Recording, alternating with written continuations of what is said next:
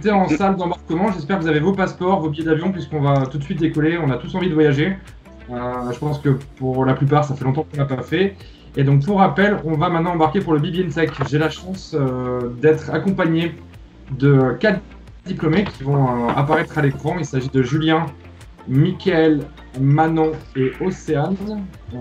Ils vont vous expliquer un petit peu qui ils sont et où ils sont avant de répondre à des questions qu'on a nous-mêmes ciblées. Alors, je vais partager mon écran.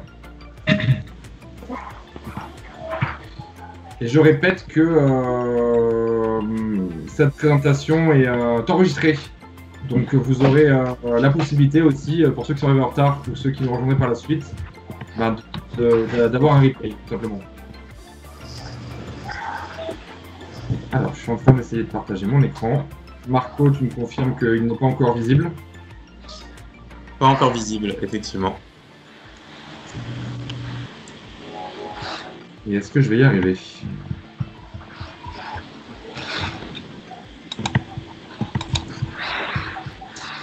En attendant, est-ce que Julien, Mickaël, Océane et Manon sont parmi nous?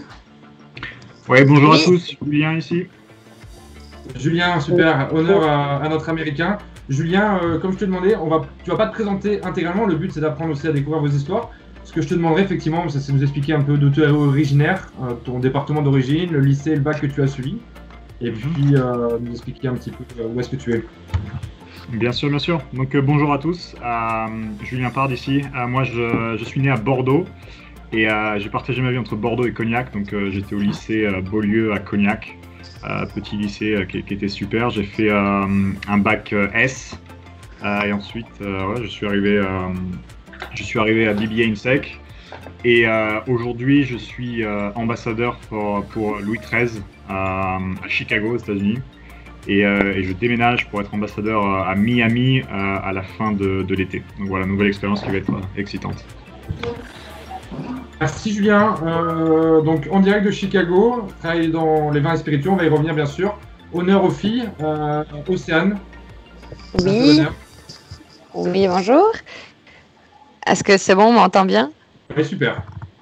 Ok, moi je viens du centre, j'étais au lycée à Bourges, donc rien d'excitant là-bas, mais j'ai fait un bac scientifique, puis après l'INSEC, et maintenant je vis au Canada, je suis à Québec en ce moment, je travaille dans une agence de communication marketing.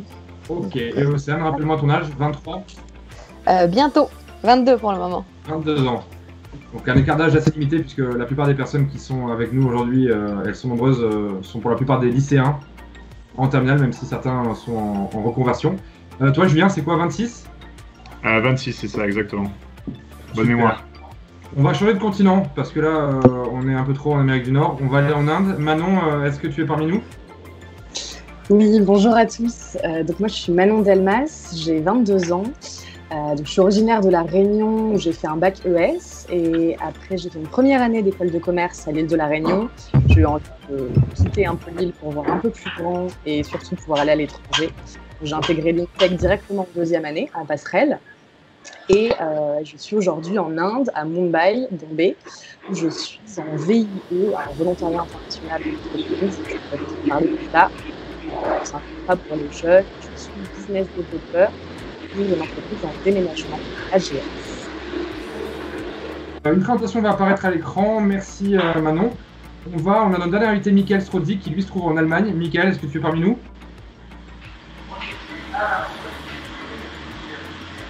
Bon, on va lui laisser peut-être quelques minutes pour nous rejoindre.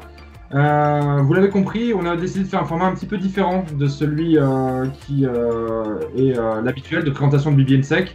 L'idée, c'est vraiment de faire un focus sur ce qui vous intéresse. Lorsqu'on choisit BB-INSEC, c'est bien évidemment avant tout, surtout et pour tout, pour la dimension internationale. La preuve en est avec les témoignages de Manon, Océane et Julien aujourd'hui. Alors, juste un petit rappel, l'idée, c'est pas de reprendre tous les éléments du groupe INSEC, vous les connaissez. Leader de l'enseignement privé en France. Aujourd'hui, on dit souvent d'une école de commerce qu'on achète son diplôme. À défaut de choquer, ce qu'on achète en tout cas, ou ce qui justifie des frais de scolarité souvent élevés, c'est l'appartenance à une famille, à un grand réseau. Ils vous expliqueront aussi en quoi ce réseau et les outils qui permettent d'être connectés en France, mais aux quatre coins du monde, permet effectivement aussi d'avoir la force d'un groupe, la force de l'INSEC, ce qui représente aujourd'hui plus de 120 000 diplômés. Le BB INSEC, il est présent à Bordeaux et à Lyon. Donc ce qui est intéressant, c'est que je peux démarrer à Bordeaux ou passer à Lyon, pour une raison ou pour une autre, et inversement. C'est le même programme, le même diplôme qui est un diplôme visé. Et puis, on est aussi présent sur 9 campus, un peu aux 4 coins du monde, notamment Paris, Bordeaux, Lyon en France, mais également jusqu'à présent à San Francisco, à Londres, à Monaco, et dans bien d'autres campus. Et puis surtout, et on va y revenir aussi, puisqu'avant d'être actuellement aux États-Unis, au Canada et en Inde, Julien, Océane et Manon, ils ont un peu traversé le monde. Et souvent, lorsqu'on fait un pays, on a souvent l'idée aussi de poursuivre cette aventure. Océane, on va revenir sur toi. Ce que je te propose, c'est de revenir sur tes expériences au sein du BB INSEC, sur tes expériences à l'étranger, la première qui a démarré. Est-ce que déjà, avant ça, parce que souvent on imagine qu'en école de commerce, on est bilingue, alors tu n'es pas obligé de mentir, j'imagine que tu as un bon niveau, mais est-ce que déjà, avant de réattaquer la présentation, Océane, Manon et Julien, c'était quoi votre niveau d'anglais moyen en terminale?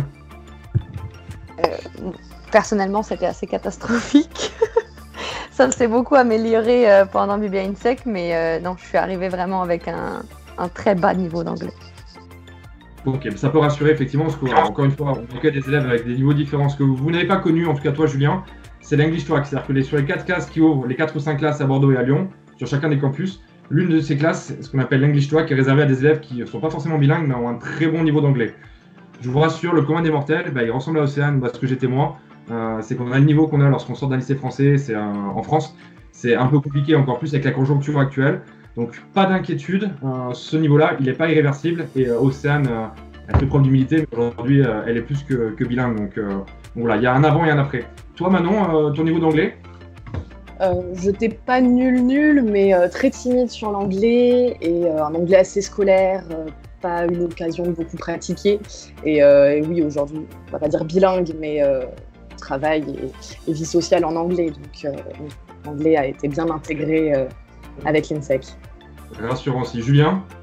Moi, je parlais anglais comme une vache espagnole, c'était catastrophique. Pas possible de faire une phrase complète, d'avoir une discussion. Donc, c'est pareil, BB a beaucoup aidé sur ça et je vais revenir là-dessus. Super. Alors, on va revenir à la question que j'avais posée. Juste, c'est important aussi de resituer le BB INSEC. Un format international, puisque le BB INSEC, au-delà des expériences dont on va parler, c'est un programme international, c'est un diplôme qui est mondialement connu. Océane et Julien, ils s'en rendaient peut-être pas forcément compte avant de quitter les frontières, mais aujourd'hui, lorsqu'ils présentent leur programme, sans parler d'INSEC, le BB, je parle du format, c'est quelque chose qui est déjà mondialement connu. Alors souvent, on nous dit, est-ce qu'en France, c'est visé, etc. C'est un diplôme visé, c'est-à-dire que ça a une valeur universitaire. Il y a des crédits, ça permet de partir à l'étranger. Au-delà de ça, c'est un diplôme déjà qui est connu au-delà de nos frontières, peut-être le plus connu en ce qui concerne l'école de commerce. C'est la possibilité du 4+1. Souvent, une grande majorité de nos étudiants font une 5e année parce qu'en France, c'est important. Alors, je ne connais pas votre histoire à tous, mais en fait, ce qui est étonnant et ce qui est génial, c'est que finalement, très peu d'entre vous, je pense, ont fait cette 5e année. Mais on y reviendra peut-être par la suite. En tout cas, 2 possibilités. J'arrête, souvent à l'international parce que c'est suffisant, ou je fais une 5e année, et puisque le diplôme est visé, puisque le niveau que j'ai lorsque je sors du BB INSEC est bon, je peux viser les plus grandes écoles. Kedge, Schema, Neoma, l'EDEC, notre partenaire, des universités publiques, Sciences Po, des universités anglo-saxonnes à l'étranger. Donc j'ai cette possibilité, j'arrête ou je continue. Océane, je te laisse répondre à la question que j'ai posée. Voilà, on va continuer à voyager. Tes expériences à l'étranger au sein du BB ou avant? Avant, pas tant que ça au lycée, mais après BB INSEC, en 2e année, j'ai fait mon stage à Londres dans une agence de relations publiques. Je suis retournée à Londres en 3e année pour faire le double semestre, moitié de l'année sur le campus de l'INSEC à Londres, puis autre moitié de l'année en stage. Donc la première partie, j'étais à Londres et la deuxième partie, j'étais en stage au Canada. Et puis ma 4e année, où je suis retournée au Canada, en fait, là où je travaille maintenant pour mon stage de fin d'études. Bon, il y avait quand même un coup de cœur, une histoire aussi qui tient, on y reviendra tout à l'heure. Manon, qu'est-ce qui t'a amené en Inde? Quelles sont les expériences que tu as pu faire avant d'atterrir là où tu es, au sein du BB INSEC, stage et semestre académique, puisque je le répète, on peut partir à l'étranger à de nombreux moments, mais c'est obligatoire. En 2e année, un stage de 3 mois dans un pays non francophone. Et en 3e année, c'est là où on propose 150 universités partenaires qui vont vous être exposées par la suite. Manon, tes expériences? Alors, donc moi, j'ai commencé par un stage de 3 mois à l'île Maurice. Ça fait rêver, mais j'habitais à côté et j'avais des contacts à l'île Maurice. Donc voilà, une première expérience là-bas. Et puis j'ai eu envie de découvrir un continent que je ne connaissais pas. Donc je suis partie en Asie pour l'échange universitaire à Bangkok. Donc j'ai passé un semestre là-bas. Et j'ai continué l'année de 3e année en partant 6 mois de stage à Hong Kong, toujours en Asie. Et depuis, je n'ai pas quitté l'Asie puisque je suis revenue juste pour un semestre à Bordeaux et que je suis partie donc en 4e année et que je suis partie faire mon dernier stage de fin d'études au Vietnam, à Ho Chi Minh. Et là, on m'a proposé l'Inde et j'ai sauté sur l'occasion. Donc, il y a toujours cette logique avec le continent asiatique que je commence à connaître assez bien au final. Julien? Alors, moi, ma première expérience à l'international, elle a débuté quand j'étais au lycée en première. J'ai fait un voyage de 1 semaine à New York et je suis tombé complètement amoureux de la ville et je me suis dit, je veux un jour travailler dans cette ville. Donc, j'ai recherché pas mal d'écoles et c'est pour ça que j'ai choisi BBA INSEC pour le parcours vraiment international. Et comme tu le disais, Samuel, pour le BBA, aujourd'hui, je travaille aux États-Unis et la plupart des gens qui travaillent aux États-Unis ont un BBA. Et ensuite, ils peuvent faire le choix de faire un MBA, donc c'est-à-dire un master un peu plus tard, mais la plupart des gens ont un BBA. Donc, je voulais travailler à New York, je parlais pas très bien anglais, même pas du tout. Donc, j'ai fait ma première expérience à l'international en 2e année pour un stage de 3 mois à Shanghai, en Chine. Et là, ça a vraiment été le déclic. J'avais pas le choix puisque je travaillais avec des personnes anglophones et qui ne parlaient pas français. Donc voilà, pas le choix. C'est là que j'ai appris beaucoup d'anglais. Ensuite, j'ai fait un semestre en Lituanie, à Vilnius, à l'ISM Vilnius, qui était super. Aussi, bonne expérience pour encore augmenter mon niveau d'anglais. Et mon stage de dernière année, stage de 4e année de 6 mois que j'ai fait à New York avec Rémi Contreau, dans les spiritueux, à travailler pour Louis XIII. Et à la fin de ce stage de 6 mois, ils m'ont engagé. Et voilà, j'ai passé 2 ans à New York et là, ça fait 2 ans à Chicago. Super. On va revenir après sur le contenu de vos missions. C'est important. Alors, voyager, c'est une chose, d'être expatrié, mais c'est avant tout pour faire un métier qui vous a été appris. Je crois qu'on a Mickaël, qui est mon 4e diplômé, qui est parmi nous. Est-ce que tu nous entends, Mickaël? Tu m'as fait signe, qui lui se trouve chez... Est-ce que vous m'entendez? Ah, super, Mickaël. Ok, bonsoir tout le Du coup, monde. tu étais un peu en retard, tu vas avoir plus de temps. Je te propose de te présenter entièrement, Mickaël. Ouais, effectivement. Donc bonsoir à tous, je m'appelle Mickaël Strodzik, j'ai 26 ans, donc diplômé du BBA INSEC en 2017. Et juste Mickaël, un dernier point, après ce sera parfait. Est-ce que tu pourrais activer ta caméra si tu l'as? Oui, alors malheureusement, excusez-moi pour la technique, je suis pas du tout familier avec Teams et j'ai mis la caméra tout à l'heure, ça m'a coupé le micro. Bon, on fait un dernier essai avec la caméra, si ça marche pas, on continuera hors caméra. Et effectivement, Est-ce que vous me voyez maintenant peut-être? Non, mais on va continuer hors caméra, c'est pas grave. Ok. Excuse-moi, je t'ai coupé, je te laisse te présenter alors, Mickaël. Alors, normalement c'est bon, excusez-moi, c'est ma connexion internet je pense, qui n'aide pas. Pas de soucis, on t'entend.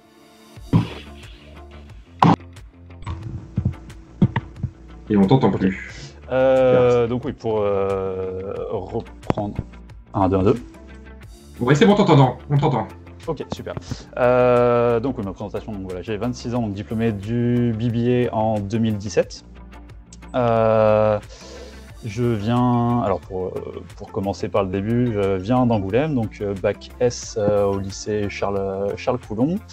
Ensuite, j'ai intégré donc le BBA en 2013.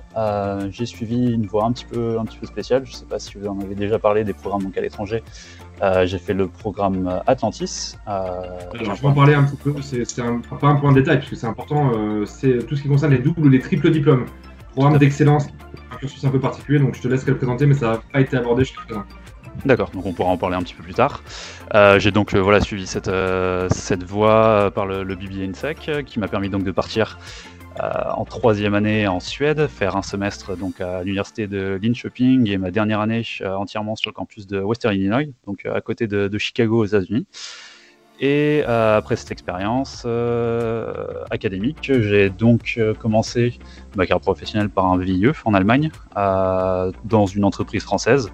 Donc passage rapide en France pendant 6 mois pour la formation, puis ensuite départ en Allemagne. Donc j'ai passé 1 an et demi dans une entreprise de transport à l'aéroport de Francfort. Et après cette expérience, j'avais quand même envie de rester en Allemagne et donc je travaille actuellement depuis 2 ans chez Danone en supply chain management. Voilà. Ok, pour un élève de terminale, c'est un peu du chinois, ce poste. Avec des mots simples, voilà, imagine-toi à 17 ans, ce serait quoi ton métier Je le comprends, et vous inquiétez pas, quand je l'explique à ma famille, c'est tout aussi compliqué. Si on peut traduire supply chain management en français, on parle donc de la chaîne d'approvisionnement, donc c'est toutes les activités qui ont attrait à l'achat des matières premières, dans le cadre d'un produit industriel par exemple, l'achat des matières premières jusqu'au transport, des usines jusqu'au client, et éventuellement le retour du produit à l'entreprise. Donc ce sont toutes les activités industrielles, de transport et de logistique, majoritairement. Écoute, c'est plus simple comme ça, c'est plus clair. Océane, on va revenir sur le contenu de vos missions. Ton métier à toi, c'est plutôt dans la communication, il me semble. Est-ce qu'avec des mots simples, pareil, tu te projettes quand tu as 17 ans souvent, les adultes dont tu fais désormais partie, on emploie des mots que seuls nous comprenons. Est-ce que tu pourrais expliquer ton métier simplement ? Oui, je suis directrice d'une agence de marketing. Simplement, je pense que tout le monde peut comprendre. Pas mal, une journée classique, du coup, c'est quoi ton métier, le contenu de tes missions qui te sont demandées ? On travaille beaucoup, donc c'est sûr que au niveau il y a beaucoup de gestion au niveau de l'agence, gestion du personnel, des missions, la gestion des clients de tous les projets en cours. Donc ça peut aller de, comme ce matin avec un meeting un client pour parler de son prochain projet pour le lancement d'un produit, jusqu'à faire un petit point avec l'équipe sur l'avancement du design d'un site web. Donc c'est vraiment très varié. Super. Julien, toi, tu as peut-être le métier le plus simple à comprendre, en tout cas pour moi, parce que c'est un produit déjà qui me parle, et puis le métier, même s'il est difficile d'accès, c'est un métier assez compréhensible. On t'écoute. Donc, je suis ambassadeur pour une marque de cognac très haut de gamme qui s'appelle Louis XIII. Et voilà, mon haut de gamme, c'est des bouteilles qui peuvent monter à 3 000 €. Ouais, c'est ça, c'est 4 000 $ ici aux US, donc ouais, un peu plus. On prend des price increase, je sais pas comment on dit en français, tous les ans. Mais bref, ouais, donc ma journée classique, mes missions, c'est entre marketing et sales, donc marketing et vente. Donc je suis un peu responsable de Louis XIII dans ma région. Et voilà, essayer d'aller en fait chercher des nouveaux clients dans des pockets, dans des poches de personnes assez fortunées. Donc par exemple, je travaille beaucoup avec des marques de luxe comme Richard Mille, Ferrari, Prestige, Yacht, etc. pour accéder à ces clients, leur parler de Louis XIII, faire des dîners autour de vin et de cognac. Et voilà, donc c'est beaucoup de fun, mais aussi pas mal de boulot. J'imagine. Voilà. Bon, après, je précise, si c'est utile de le préciser, qu'on touche au domaine du luxe et que le luxe est un des domaines, alors pas le seul, parce qu'il y en a beaucoup, où la France excelle. Et vous allez dans n'importe quel aéroport du monde, vous avez des vins spiritueux mondialement connus, et puis vous avez des grandes marques, Christian Dior, etc. Donc c'est un secteur effectivement qui ne connaît pas la crise, comme on dit. Alors c'est un secteur pour lequel parler anglais, c'est pas une option, sinon c'est vraiment important, parce que vous avez des clients du monde entier. Le marché se trouve justement en dehors de nos frontières, c'est de vendre, d'exporter cette richesse-là. Donc ça fait partie des nombreux métiers effectivement auxquels on peut avoir accès suite à une école de commerce, en tout cas la voie qu'a choisi Julien. Manon, ton activité de Français, excuse-moi Samuel, juste beaucoup de Français dans le monde du luxe aux États-Unis, un peu partout dans le monde. C'est un petit monde et c'est incroyable le nombre de Français qu'il y a. Voilà, une belle carrière à faire. Bon, c'est important à préciser. Manon ? Alors oui, moi sur le fond, j'ai un poste relativement similaire à celui de Julien. Mon intitulé de poste, c'est Business Development Manager. Donc techniquement, je développe des opportunités d'affaires pour ma société, qui est une entreprise française dans le déménagement, donc un peu moins glamour que le cognac, mais on vend des déménagements pour notamment des entreprises qui, quand elles envoient des personnes à l'étranger, des expatriés à l'étranger, prennent en charge les frais de déménagement. Et donc mon métier, c'est de rentrer en contact avec ces entreprises, tisser une relation de confiance et à terme réussir à vendre des déménagements et à avoir l'exclusivité des déménagements de toute une entreprise. Donc, je travaille principalement avec des entreprises françaises ici en Inde, puisque c'est plus simple. En tant que Français, on a cette carte des consoeurs entreprises francophones. Et donc, moi, une journée type, c'est du démarchage. Donc, je vais essayer de contacter les entreprises et trouver la bonne personne dans ces entreprises pour tisser une relation en ayant des rendez-vous, des repas, etc. Et derrière, on a une phase de négociation sur les contrats pour réussir à avoir un contrat qui plaît à tout le monde, à nous et à notre entreprise partenaire. Super, bah écoute, bravo. C'est expliqué simplement, c'est le but. Maintenant, ce qui est intéressant aussi, c'est, on va continuer par toi Manon, c'est quoi la plus grosse différence culturelle, quelque chose qui t'a marqué en arrivant en Inde? C'est quand même un pays qui contraste quand même à beaucoup d'égards avec les pays occidentaux, notamment la France. Deux changements, deux anecdotes qui t'ont un peu marqué en arrivant en Inde? L'Inde, on s'en fait une vision extrêmement négative depuis l'Occident. On dresse le portrait d'un pays très sale, très bruyant, dangereux, etc. C'est vrai en partie.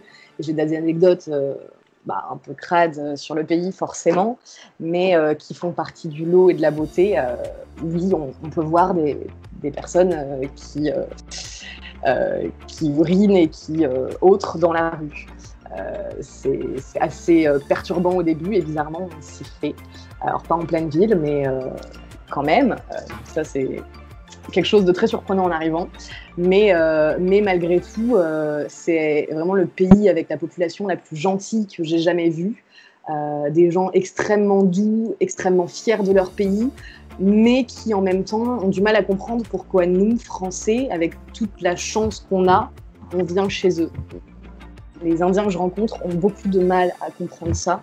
Pourquoi tu viens ici alors que c'est pas le meilleur pays selon eux, mais tous mes amis ici diront qu'on est très très bien en Inde, très très bien accueillis.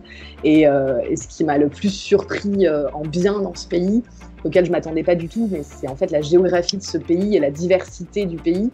On est sur un continent et pas sur un pays, c'est des États et pas des régions. Et on peut passer des plages de sable blanc aux montagnes avec de la neige et faire du ski, à la jungle avec des éléphants et des lions, au désert avec des dromadaires et à des déserts de sel comme en Bolivie. Donc c'est des possibilités de voyage et de découverte qui sont infinies, et dans chaque territoire, on va avoir un peuple avec une histoire, une culture, une langue différente, une cuisine différente. Et c'est pour moi très intéressant d'être dans un pays où je peux autant voyager dans le pays, contrairement à d'autres pays où on a une culture unie dans l'ensemble du pays. Alors vous nous faites rêver parce que nous on est coincés en France, mais c'est super, c'est aussi le but de cette réunion.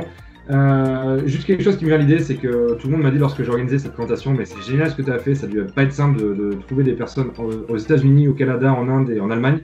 Ça m'a pris 2 minutes, c'est-à-dire que Manon elle s'est proposée elle-même parce qu'elle m'a dit si je peux faire partager mon expérience, j'ai adoré mon cursus.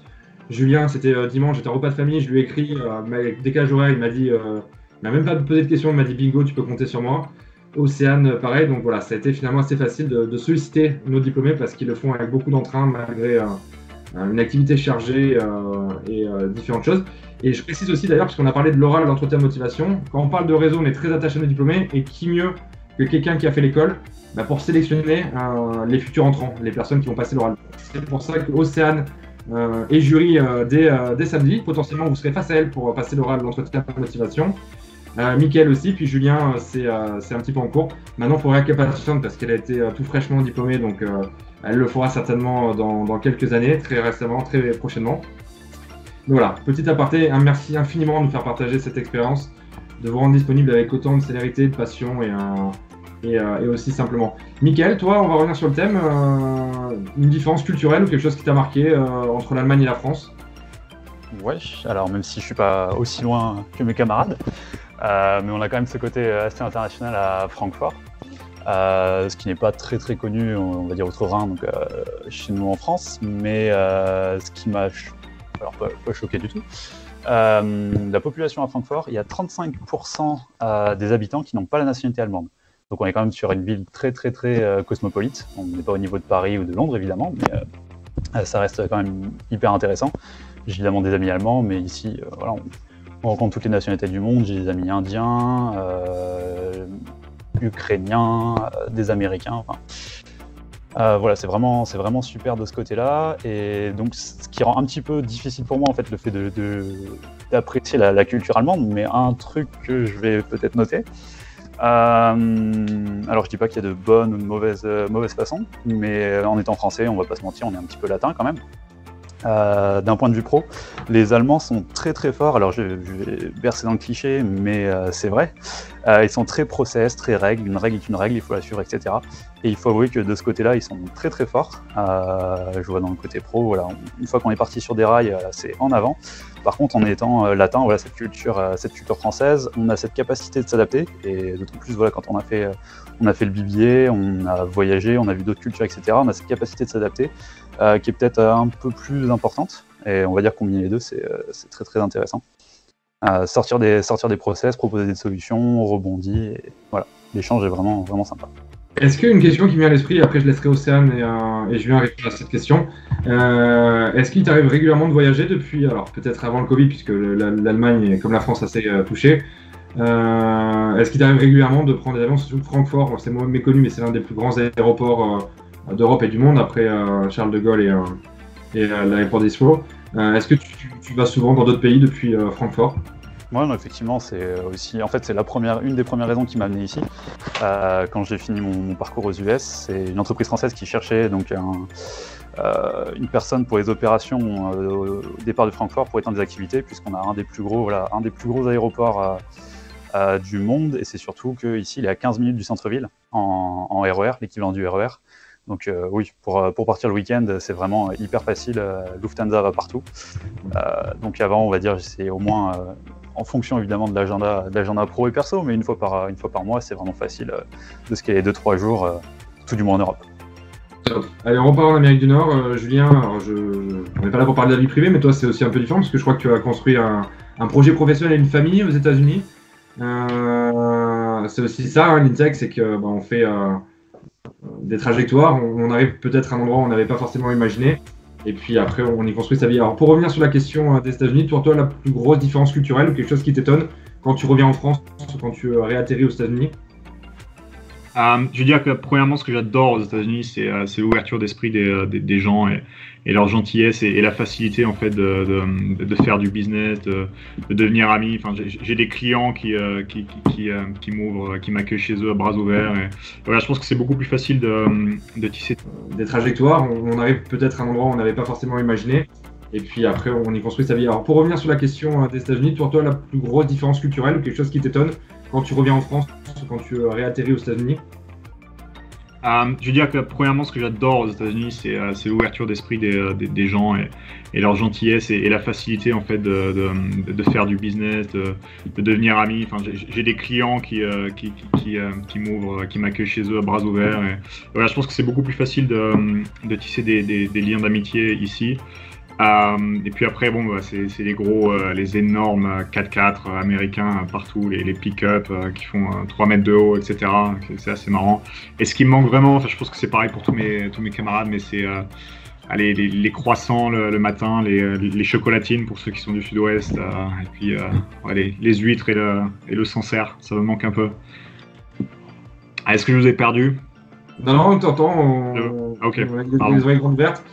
Et puis ce que j'expliquais aussi, c'est aussi avec l'âge, c'est la construction d'une famille, puisque tu as rencontré ta femme, et je crois maintenant deux enfants. Ouais, c'est ça, j'ai des jumelles et une femme, et voilà, je vis dans les suburbs de Chicago, donc c'est vraiment le cliché américain un peu. mais voilà, non mais c'est super. Et puis Chicago, c'est pareil, les États-Unis c'est tellement grand, c'est facile de voyager. Il y a une semaine, j'étais en Floride sur la plage, j'étais au ski il y a 2 mois, enfin c'est top quoi. Super. Océane, différence entre le Canada, alors on est dans l'Amérique du Nord, mais c'est quand même un autre mood, c'est quand même une région francophone. Est-ce qu'on sent quand même une différence culturelle ou pas spécialement, sachant que c'est aussi très cosmopolite, le Québec? Ouais, je reviendrai. Ça coupe un peu ce que Julien vient de dire aussi. La différence, les gens sont vraiment très accueillants, beaucoup au niveau professionnel aussi. Là, ils laissent beaucoup plus d'opportunités qu'en tant que jeune diplômé en arrivant ici. Je pense pas que j'aurais pu avoir en France au niveau de leur nous ouvre leur réseau puis leur connaissance comme des vrais amis là justement. Puis non, surtout en ce moment la météo aussi comme différence principale. Il fait un peu froid au Québec, mais c'est ça. Ok, on va revenir un peu sur le BBA-NSEC. L'ADN même du BBA, c'est l'international, mais c'est aussi l'encadrement. Est-ce que pour vous c'était une phrase, le fait d'avoir un suivi individualisé? Chez nous, les effectifs sont limités. Alors, on n'est pas là pour vous dire que l'INSEC c'est la meilleure école de commerce de France ou du monde. Ce serait faux et présomptueux de notre part. En revanche, est-ce que ce côté familial, est-ce que c'est quelque chose que vous avez ressenti? Et si oui, de quelle façon? On va refaire le tour par Michael peut-être pour refaire la boucle. Ouais, pour moi, je vais commencer peut-être avec un exemple un peu parlant. C'était le stage de deuxième année, puisque malheureusement, on va dire, je suis resté qu'un an et demi sur le campus du Bordeaux. Mais j'avais, voilà, en deuxième année, on devait faire ce stage de 3 mois à l'étranger. J'avais, par mes camarades, par le biais de l'asso, trouvé un stage. Alors, je suis parti d'une voie complètement différente, mais c'était un stage en marketing dans un cabinet d'avocats c'était Toronto ou Ottawa, je ne me souviens plus. Et malheureusement, c'est l'année où ils avaient changé les visas, donc ça a été assez compliqué. Un petit peu dernière minute, je me suis retrouvé un petit peu perdu et j'ai eu la chance de trouver Mélodie Le Breton, qui s'occupe des stages. Et par son biais, donc j'ai pu trouver avec le contact d'un autre diplômé qui a fait son stage dans l'entreprise en République tchèque où je suis parti finalement. Et donc je dois dire que je lui dois une fière chandelle, puisque premièrement pour le stage, et puis deuxièmement, c'est ce qui a un peu déclenché tout le parcours qu'il y a derrière et où j'en suis un petit peu aujourd'hui. Ouais. Encore une fois, ce que j'aimerais répéter, c'est que des grandes écoles, il y en a plein.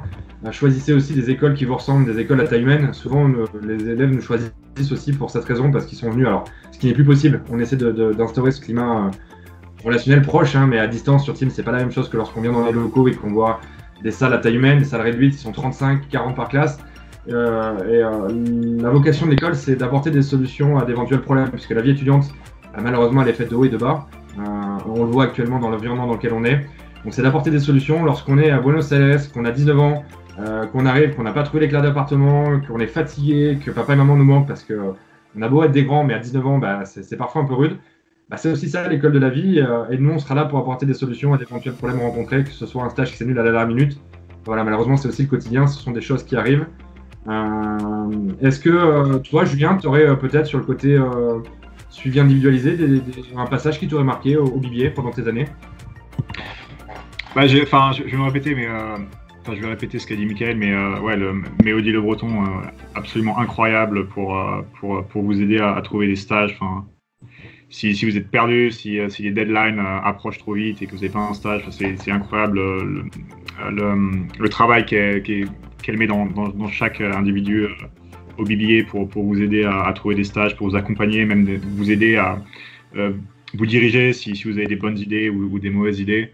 Moi, je veux dire que aussi j'ai énormément appris des PEA, des associations. Je ne sais pas si on va en parler plus tard ou pas, mais voilà, c'est pareil. Je viens de le dire, c'est un moment important. Elles sont obligatoires en première et deuxième année et elles font l'objet effectivement d'un suivi par des coachs. Mais je te laisse en parler parce que avant que tu prennes le relais, c'est certainement ce que tu vas dire, c'est que les assos, on imagine du plaisir, mais en fait, c'est des fois des gros budgets qu'on gère, c'est de travailler en équipe, c'est des hauts et des bas, et c'est tout simplement aussi ce qui intéresse les entreprises. Savoir lire un compte de résultats, faire une étude de marché, on partira du principe que si vous êtes diplômé d'une école de commerce, c'est de l'acquis. Et même si c'est pas le cas, si ça s'oublie, vous aurez des formations. En tout cas, les soft skills, le dépassement de soi et travailler en équipe, c'est ce qui compte et c'est ce qu'on retrouve dans les assos. Julien ? Ouais, tout à fait. Et moi, j'ai vraiment choisi BBA INSEC pour ça, parce que j'étais pas le plus studieux des élèves qui soient, mais l'expérience qu'on peut avoir avec BBA INSEC à faire des choses concrètes, des choses réelles, qui vraiment font grossir un CV, et c'est peut-être pour ça aujourd'hui que je travaille pour Louis XIII aux US. Et non, c'était le suivi et l'aide avec les assos et Hélène Lagardère qui est une des profs au BBA qui nous a poussé, encadré, et vraiment en fait c'est apprendre à gérer une petite entreprise, quoi, et c'était vraiment top. Manon, Océane, est-ce qu'il y en a une de vous deux qui veut réagir? Alors j'ai un peu mélangé les questions, soit était ce propos, soit un souvenir marquant, quelque chose qui vous a marqué pendant votre passage au BBA, quelque chose dont vous vous rappellerez encore dans quelques années. Manon, tu me couperas là si jamais t'as d'autres choses que tu vois, mais au niveau des assos, je suis d'accord aussi avec ce que Julien et Michael ont dit là, ça vraiment ça a vraiment apporté un plus à tout ce qu'on apprend et tout, parce que même à petite échelle ou au sein de l'association, on met déjà en pratique tout ce qui est la cohésion, l'esprit d'équipe, puis justement on parlait de la gestion du budget ou de quoi. Moi quand je suis arrivée en première année, j'étais trésorière au BDE, au bureau des étudiants. Donc c'est sûr que directement on se retrouve à gérer les budgets de, là dans mon cas c'était des soirées, de la journée d'intégration, des choses comme ça. Donc non, c'est sûr que ça met dans le bain tout de suite de choses concrètes qu'on voit tous les jours. Puis c'est aussi l'occasion de rencontrer pas mal de monde que même si on est une petite promo, on ne connaît pas toujours tout le monde. Au sein d'une assos, ça peut être sympa là, parce qu'on voit des gens qui ne sont pas forcément dans notre classe ou après dans nos spécialisations. Donc c'est cool. Super. Est-ce que Paul, qui est en 4e année du BBA, je lui avais proposé pourquoi pas de nous rejoindre pour étayer un petit peu ce panel. Paul, il est en 4e année, lui, il a fait, si ma mémoire est bonne, l'Irlande et la Thaïlande, respectivement en stage et en semestre académique. Si Paul, t'es parmi nous, je te laisse peut-être aussi en parler brièvement. Bon, en attendant qu'il se manifeste. Il y a un petit souci de connexion, Samuel, Paul, il a un petit souci de connexion. On va revenir sur quelque chose d'un petit peu terre à terre, et après ce que je vous proposerai, c'est de vous laisser la parole, parce que je parle beaucoup et répondre à mes questions, je vous en remercie. Mais si jamais vous avez des questions que vous souhaiteriez poser à Manon, Océane, Julien ou Mickaël, ils se feront un plaisir d'y répondre directement. Donc n'hésitez pas dans le chat à se manifester, ou peut-être même si c'est possible, Marco, de leur laisser apparaître à l'écran. Donc je vous laisse cette opportunité. En attendant, on va revenir sur quelque chose d'un peu plus terre à terre, une matière qui vous a passionné au BBA-INSEC, que vous avez découvert au début de vos études, et pour lequel, effectivement, quelques années plus tard, vous dites « Ouais, c'était chouette, je retournerai bien dans son cours ». Manon ? Moi, sans hésitation, ce serait les cours de négociation de dernière année avec M. Benjeloun. Ouais. En plus, maintenant, c'est un lien avec ce que je fais tous les jours dans mon travail, mais les cours de négociation, c'était à la fois du théâtre et vraiment du business et des enjeux. Sur la plupart des cours, on a un système où on a plutôt une présentation finale à faire en groupe à la fin du semestre et on va travailler dans ce but-là pendant tout le semestre avec des cours et des petits ateliers pour valider des acquis et valider des petites étapes de compréhension de cette matière. Et ouais, c'était du fun et très intéressant et on allait loin dans ce qu'on faisait. Et si on me propose d'y retourner, j'y retourne avec plaisir. Océane, je te vois sourire, tu as peut-être une matière aussi qui t'a replongé dans des bons souvenirs. Oh, je pense que la négociation avec M. Benjeloun, ça doit être tous dans nos top matières les plus récentes. Là. Mais non, il y a aussi le digital marketing, moi, que j'ai beaucoup apprécié en 4e année, là, qui a fait partie de quand on choisit nos spécialisations, là, si on peut appeler ça comme ça. Donc, que j'ai beaucoup aimé, puis qui est mon métier en ce moment aussi, du coup. Donc, c'est quelque chose qu'on a un cours qu'on n'a pas forcément au tout début, mais qui arrive petit à petit. Et c'est vraiment sympa. C'est là qu'on voit un peu tout le marketing, mais version numérique, que ce soit sur les réseaux sociaux, sur le web en général, sur Google, sur les sites. Et c'est ça qui m'a accroché et poussé encore plus pour faire ce que je fais maintenant. Super. Julien, un souvenir aussi qui te revient sur... Ouais, alors pour moi le top du top, je me souviens plus de son nom, mais c'était les cours de fiscalité à la Margot, qui était incroyable. À la Margot, qui était très bon lui. Charisme de malade, donc non, c'était vraiment top. Et sinon, j'ai fait spécialité finance en 4e année, ce qui me sert beaucoup puisque je viens d'avoir une promotion grâce à ce background que j'avais en finance un petit peu. Et non, project management qui était super avec, je me souviens plus de son nom, mais non, il y a vraiment des bons profs et des super cours très très intéressants. Ça change beaucoup par rapport au lycée où c'est vraiment théorique, on écrit, on apprend, on vomit ce qu'on apprend. Là, c'est vraiment mettre en perspective et non, enfin, c'est super. Super. On va toucher à la fin de cette présentation. Juste revenir sur des éléments aussi plutôt plus terre à terre. Donc, vous êtes nombreux à être présents aujourd'hui. Pour revenir sur l'ordre de vos inscriptions, donc ici vaut, pour ceux qui n'auraient pas encore fait, faire le paiement des frais du concours Pass d'ici demain soir maximum et valider vos vœux sur la plateforme. Directement, le paiement se fait sur Parcoursup et on valide son vœu. Une fois que c'est fait, vous vous positionnez sur une date parmi plusieurs qui vous sont proposées. Un mail vous envoie avec des codes, ce qui vous permet de choisir un créneau parmi plusieurs dates. C'est un entretien d'une demi-heure que vous allez passer face à une personne en visio sur Teams, sur cette même application. Et les résultats vous sont donnés le 27 mai au moment des résultats de Parcoursup. Donc si jamais vous avez d'autres questions par rapport à cette procédure, on est nombreux à pouvoir y répondre, même si on gère beaucoup de candidats, on est assez nombreux entre staff administratif et élèves qui ont pour mission de vous accompagner. Donc voilà, c'était pour revenir sur quelque chose de plus pragmatique. On va toucher à sa fin. Je vais vous laisser chacun vous exprimer. Quel conseil maintenant tu pourrais donner à un élève qui est en terminale? Rappelle-toi qui tu étais lorsque tu étais au lycée à l'île de la Réunion. Quel conseil tu pourrais leur donner tout simplement? Faut s'écouter, mais il faut aussi prendre son temps. Bon, après, ça va pas forcément dans le sens de l'INSEC, mais du coup, moi, j'ai fait une première année d'école de commerce à La Réunion parce que je m'écoutais, je savais que je voulais ce côté international, commerce, etc. Mais au dernier moment, j'ai paniqué, j'avais un an d'avance, donc mon bac à 17, et je me suis dit, j'ai besoin de rester, je peux pas partir à 11 000 km de ma famille comme ça tout de suite. Donc, je me suis écoutée, j'ai fait une première année à La Réunion en commerce et j'ai compris tout de suite que c'était trop petit. Cette échelle à La Réunion, une école de commerce centrée sur l'océan Indien et à la limite l'Afrique et La Réunion, avec peu d'expérience à l'étranger, au bout très vite de 3 mois, j'ai compris qu'il fallait que je change d'école et que je parte en France. Et je suis tombée sur l'INSEC, j'étais toujours bon au niveau des inscriptions et j'ai candidaté direct parce que mon critère premier, c'était pouvoir partir à l'étranger. Et je sentais au fond de moi que j'avais toujours dit à mes parents, à mes amis, moi je veux vivre à l'étranger, je veux partir à l'étranger, je veux voyager et m'installer à l'étranger. Et aujourd'hui, je suis à l'étranger et je ne compte pas rentrer de sitôt. Donc, je me suis écoutée et grâce à l'INSEC, je suis ici aujourd'hui et j'ai un bon poste à l'étranger à 22 ans, ce qui est plutôt agréable, surtout en cette période de Covid où on ne s'attend pas forcément à trouver quelque chose juste après son diplôme. Mickaël? Oui, je vais dire à peu près la même chose. Ne pas hésiter. Il y a vraiment cette dimension internationale à l'INSEC.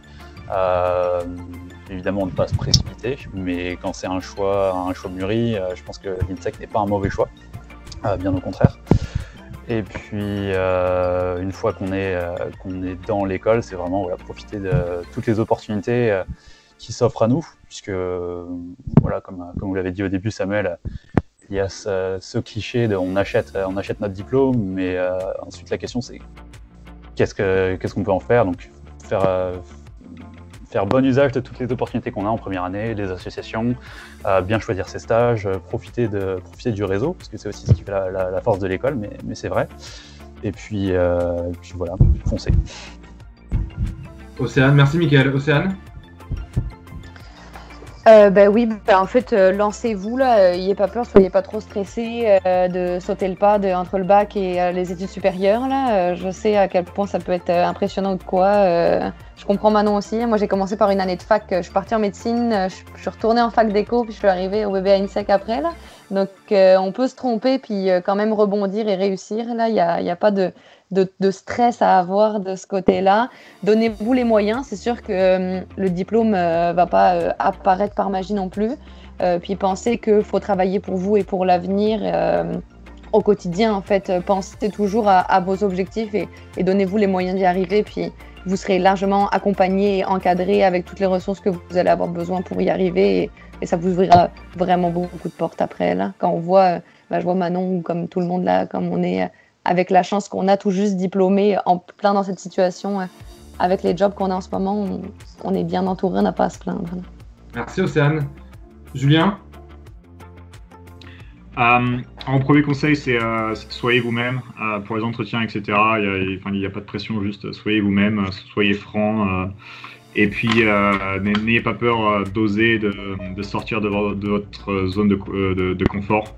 Moi, comme je vous l'ai dit, j'étais pas très studieux, mais voilà, BBA INSEC, c'est une incroyable école qui est vraiment focus sur l'expérience et l'international. Donc voilà, je suis sorti de lycée, je parlais pas très bien, pas du tout anglais. Pour être honnête, j'ai eu 10,00 au bac et puis voilà. Et aujourd'hui, j'ai un super poste et je m'éclate et j'ai passé 4 années superbes à voyager partout dans le monde. Et non, top. Moi, je vous remercie encore une fois infiniment. Une grande école, c'est avant tout des bons élèves. Et les élèves, c'est d'être sérieux sans se prendre au sérieux. Et c'est ce que vous avez démontré aujourd'hui. Donc, un immense merci à vous qui nous avez suivis, à vous, nos anciens du BBA qui ont pu animer cette présentation. Et moi, le mot de la fin, ce que je vous dirais, c'est qu'on est dans une situation un peu compliquée. Voilà, on voit beaucoup de mauvaises nouvelles. Parfois, le tableau en noir. Et la bonne nouvelle pour votre génération, c'est que vous allez profiter aussi d'un rebond. C'est-à-dire qu'après chaque crise, il y a un rebond, il y a des opportunités. Et voilà, il faut voir toujours aussi le verre d'eau à moitié plein plutôt qu'à moitié vide. Ça a été compliqué cette année d'être élève au BB&Tech parce que le schéma il était différent de celui qu'on avait imaginé ou de celui dont on va parler aujourd'hui. La bonne nouvelle, c'est que les jours prochains, en tout cas l'année prochaine, s'annoncent bien meilleurs. Elles sont faites de plein d'opportunités et on sera là aussi pour vous accompagner à saisir ces opportunités.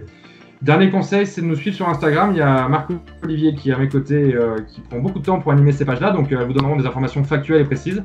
Elles vous feront aussi voyager. Et puis, on vous dit à tous très vite pour les oraux que vous serez amenés à passer dès samedi. Encore une fois, on se tient tous prêts à répondre à d'éventuels problèmes logistiques, que ce soit ImageMe, les dates, passage ou autres. On sera là pour vous accompagner, rassurez-vous. Cette présentation a été enregistrée. Vous pouvez la retrouver très rapidement. On reviendra vers vous pour vous la faire partager. Et puis on vous dit tous à très bientôt. Merci à vous.